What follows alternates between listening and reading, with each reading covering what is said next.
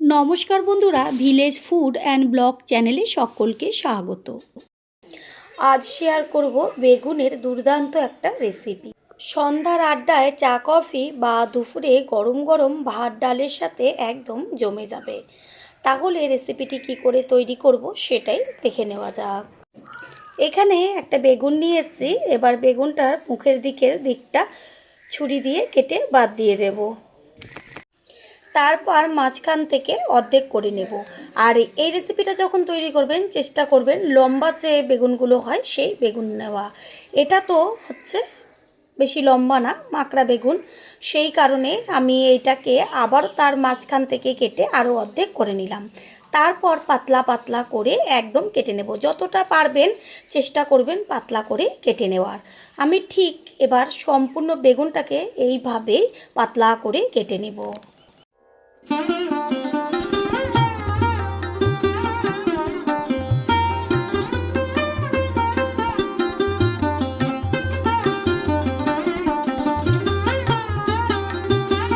সব বেগুনগুলো কেটে নেওয়া হয়ে গেছে। এবার এগুলোকে জল দিয়ে ধুয়ে জলটাকে ঝরিয়ে রেখেছি। এরপর এর মধ্যে দিয়ে দিচ্ছি লবণ আর হচ্ছে হলুদ আর লঙ্কার গুঁড়ো। এইখানে আমি ঝাল যে লঙ্কার গুঁড়োটা সেটা ব্যবহার করেছি। বেগুনের গায়ে লবণ হলুদ আর লঙ্কার গুঁড়ো ভালো করে মাখিয়ে নেব। আর এইভাবে মাখিয়ে নিয়ে 10 মিনিট রেস্টে রেখে দেব। এদিকে একটা বড় কাচের বোলের মধ্যে নিয়ে নিয়েছি বেসন। আর বেসনের পরিমাণটা একটু বেশি নিতে হবে। বেসনের মধ্যে দিয়ে দেব সুজি।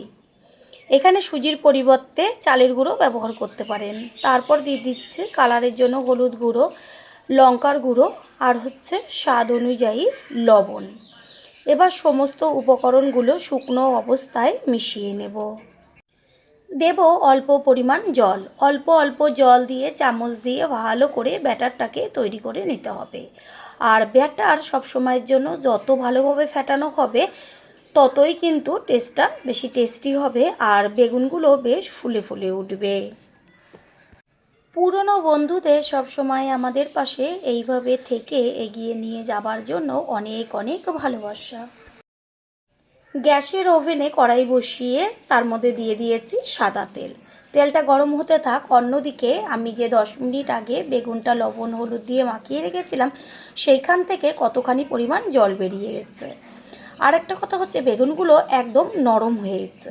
এবার 3টে বা 4টে করে বেগুন নিয়ে ঠিক এইভাবে পাট পাট করে সাজিয়ে তারপর এইখানে আপনারা চাইলে আলুর পুর বেশ বা আলুর সাথে ছানা দিয়ে পুর তৈরি করে সেই পুরটা এর উপরে দিয়ে সুন্দরভাবে আটকে দিতে পারেন।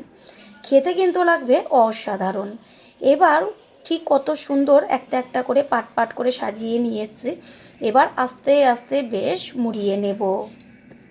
ঠিক এইভাবে সমস্ত বেগুনগুলোকে তৈরি করে নেব। প্রথমবার যারা আমাদের চ্যানেল ভিজিট করছেন তাদের আন্তরিক শুভেচ্ছা ও অনেক ভালোবাসা। আমাদের রেসিপিগুলো যদি ভালো লেগে থাকে সাবস্ক্রাইব করে দেওয়ার অনুরোধ রইল ও পাশে থাকা বেল আইকনে ক্লিক করলে পরবর্তী ভিডিওগুলো সবার আগে আপনাদের কাছে পৌঁছে যাবে।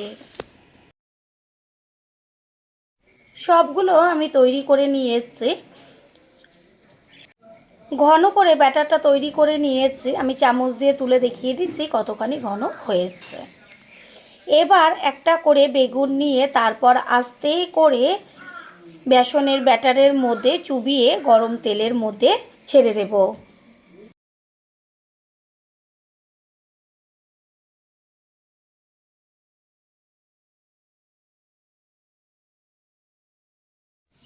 ঠিক এইভাবেই সমস্ত বেগুনগুলো একেবারে বেসনের মধ্যে চুবিয়ে চুবিয়ে গরম তেলে ছেড়ে দেবো। একসঙ্গে কিন্তু অনেকগুলোই তৈরি হয়ে যাবে।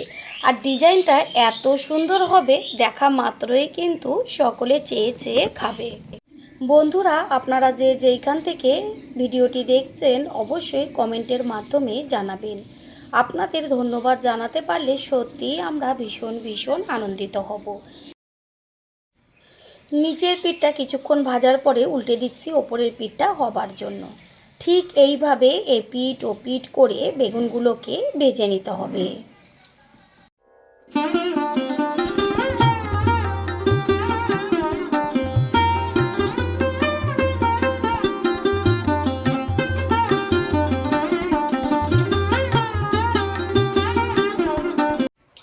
সমস্তগুলো ভাজা হয়ে গেছে, এবার তেল ছেঁকে ছেঁকে একটা একটা করে তুলে নেব।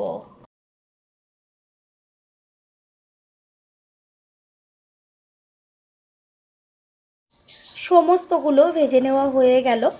তৈরি হয়ে গেল আজকে দুর্দান্ত স্বাদের একটা রেসিপি। আশা করি রেসিপিটি ভালো লাগলো, আর যদি ভালো লেগে থাকে একটা লাইক, কমেন্ট, পারলে একটা শেয়ার করে অবশ্যই জানাবেন। আপনাদের দেওয়া একটা লাইক ও লাইকের পাশে থাকা হাইপ আর একটা শেয়ার আমাদের কাছে অনেক অনেক গুরুত্বপূর্ণ। All friend, thanks for watching my video. আপনারা সকলে ভালো থাকবেন, সুস্থ থাকবেন। আবারও দেখা হবে অন্য কোনো রেসিপির এপিসোডে।